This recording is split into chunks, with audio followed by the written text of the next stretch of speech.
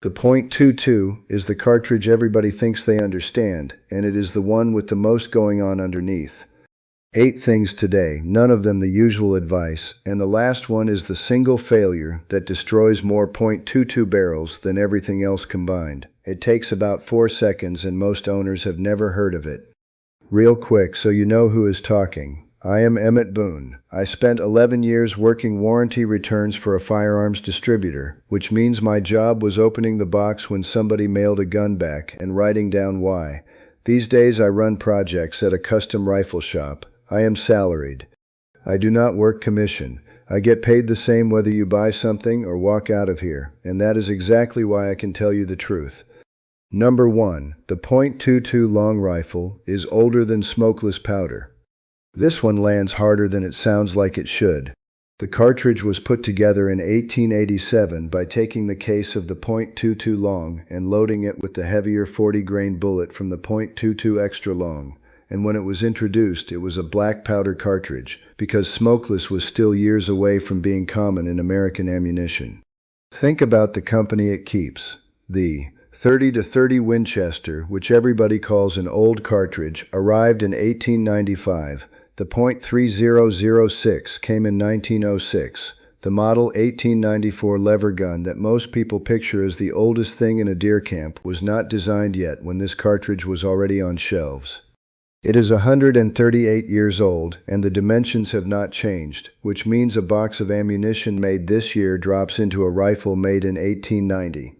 Nothing else in your safe can say that, and that is why every strange design detail about this cartridge traces back to decisions made in a world lit by gas lamps. Number 2, and this one changes what you believe about your own rifle. The velocity on the box came out of a 24-inch test barrel. The standards body that governs American ammunition specifies the test barrel length for each cartridge, and for .22 long rifle, that specification is 24 inches.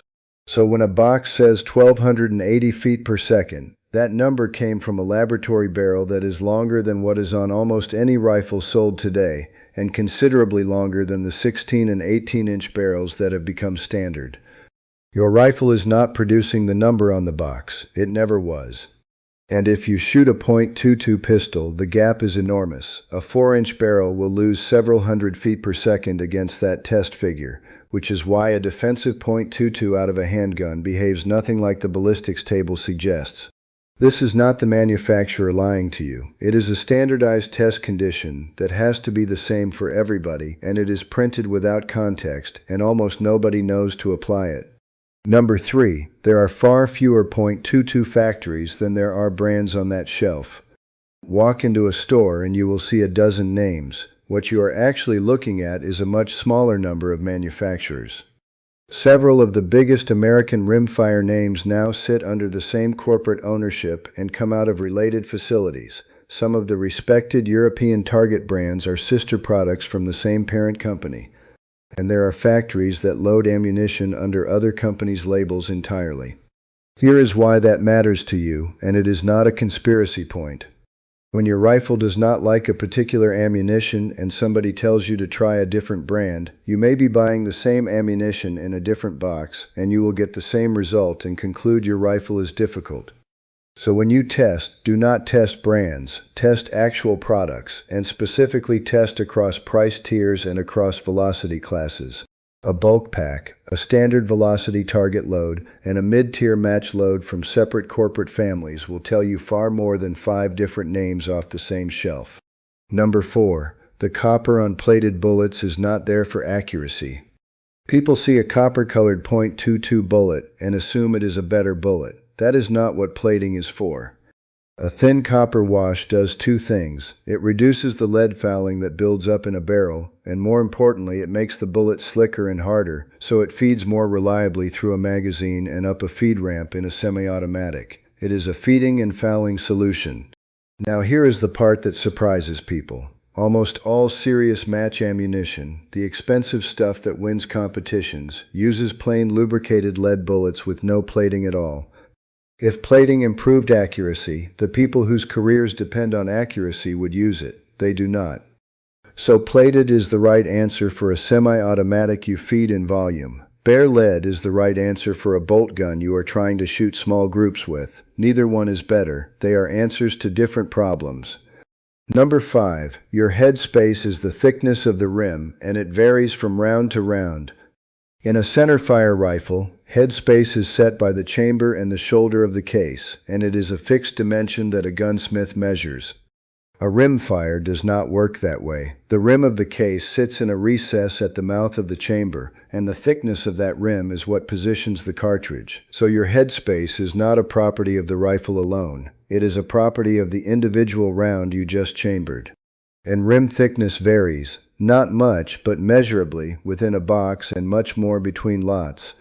Why does that matter? Because the firing pin strikes the rim, and a thicker or thinner rim changes how hard that strike lands and where the cartridge is sitting when it goes off. That variation shows up on paper as vertical stringing. Serious rimfire competitors sort their ammunition by rim thickness with a purpose-built gauge, and they group the rounds into batches, and they shoot matches out of one batch. That is not eccentricity. That is a genuine variable being controlled. You do not need to do that. Now you know one of the reasons the same box does not always shoot the same, and it is not you. Number 6. Cold weather affects a .22 more than almost any cartridge you own. Every cartridge loses velocity as temperature drops because the powder burns differently when it is cold. The .22 gets hit harder than most because the charge is tiny and there is very little margin in the system. 2 practical consequences. If you are shooting standard velocity ammunition and it is well below freezing, it can lose enough speed that your point of impact moves at 50 and 100 yards, and if you sight it in during September, you will be low in January. And in a semi-automatic, a cold standard velocity or subsonic load may not generate enough energy to fully cycle the action.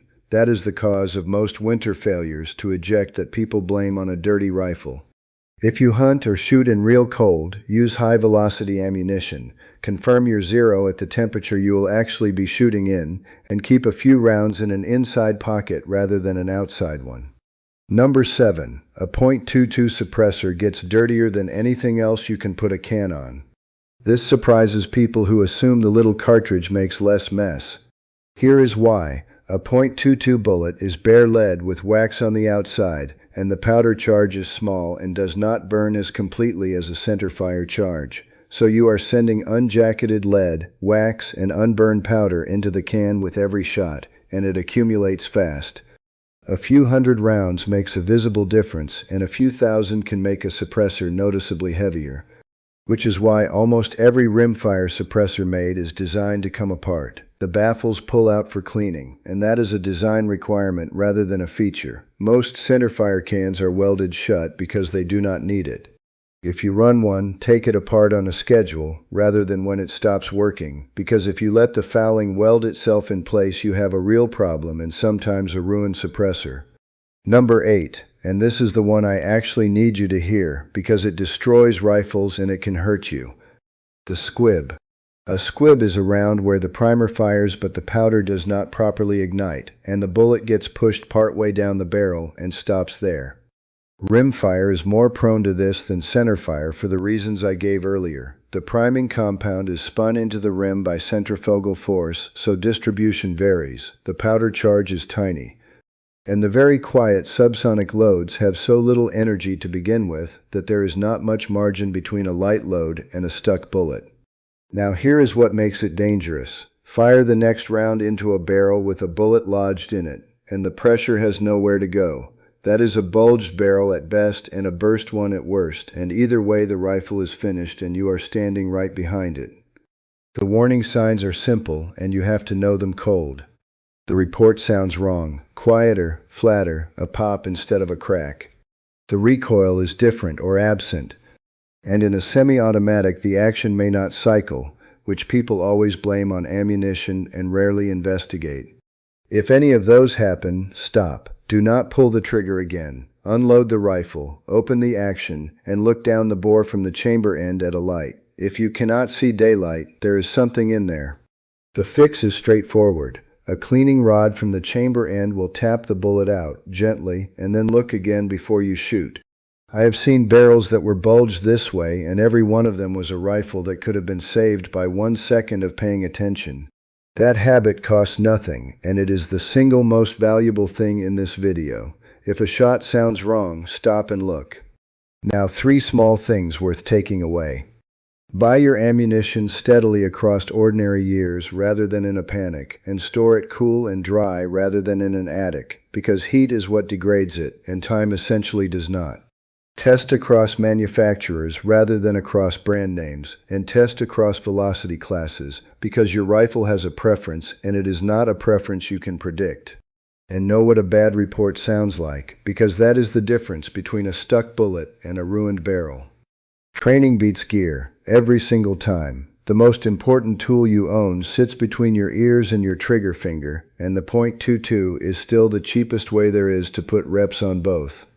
Alright, your turn. Which of these 8 did you already know? And has anybody watching this ever caught a squib in time? Drop it in the comments, because that story will do somebody more good than anything I said today. And tell me what I left off. I read every one.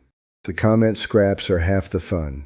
Next time we take the ammunition test itself, how to find out what your rifle actually likes in one Saturday morning, what to buy, how to shoot it, and the mistake that makes the whole test worthless. Shoot straight, buy proven, and I will see you at the counter.